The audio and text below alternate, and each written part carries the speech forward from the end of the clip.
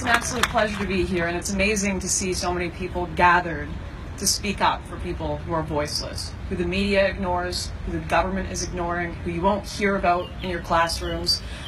When I initially wanted to look into what was happening in South Africa, I heard whispers of attacks on whites, whispers of government exclusion and persecution.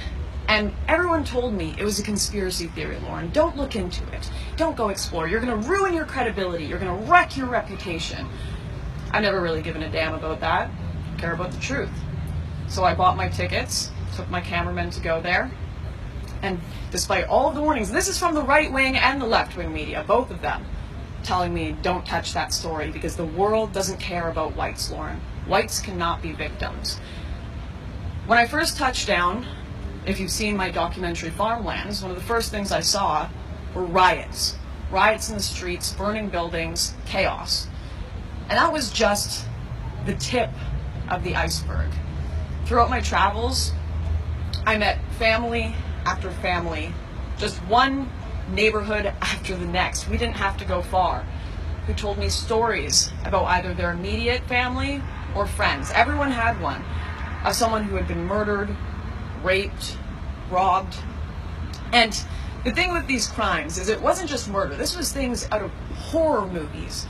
I spoke to a woman who had to clean the skin off of the inside of a bathtub from a 12-year-old boy who had been boiled to death. One of the stories that sticks with me the most from this journey is when this crime scene cleaner, she had to clean up a murder of a family in this white house, beautiful white house, white curtains. They walk in and there's blood splattered all over the walls. The father has been massacred downstairs. They go up the stairs and they find the two children, both under 5, had been slaughtered in the bathtub. And the 2-year-old had dragged itself from the bathtub, a trail of blood, to the mother's bedroom, where the mother had been raped and killed so that it could die beside its mother. And these stories are never going to leave me. I got the privilege to leave South Africa. I got to leave there. But these people that are still in this country, that have had their families and friends murdered, they don't get that privilege. They don't get to leave. And the world ignores them. The media ignores them. They say you are privileged, you are colonizers, you are oppressors, as they themselves are oppressed. And it's not just the people being murdered. I was almost immediately vindicated when I landed in South Africa, when the government came out and said, we will take white land without compensation. It got to that point. It got to that point where the law is being enforced against white people. And then finally you hear a peep from the mainstream media, a peep from even the right-wing media. Of course, the left completely ignored it. They don't give a damn.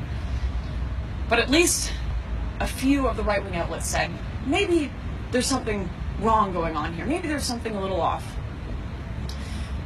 And every day that we ignore this more, the crisis gets worse. And these people, we hear the people over there screaming, refugees are welcome. For some reason, they're never talking about the white South Africans. For some reason, they're never talking about the Boer. Despite the fact that the Boer people are some of the most resourceful, hardworking, amazing people I have ever met in my life. They love their culture. They love their families. They love their freedoms. And I understand why so many of them, they don't want to leave. They want to protect that. They want to preserve that. The land they are on is not stolen. And anyone who knows the history of South Africa knows that to be a fact. It is not stolen land. It has been bought. It has been toiled. They are working that land. They are feeding a country. And it's not just them that are going to suffer when they are killed or driven out of this country.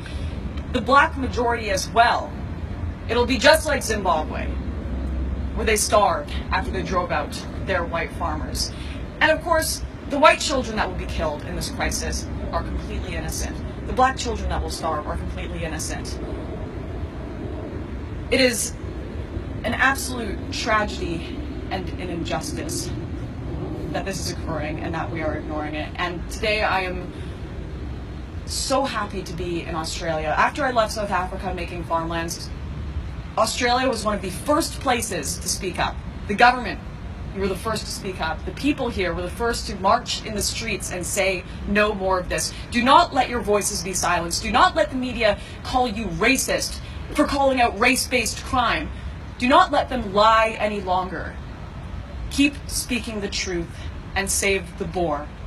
Thank you so much, everyone. God bless.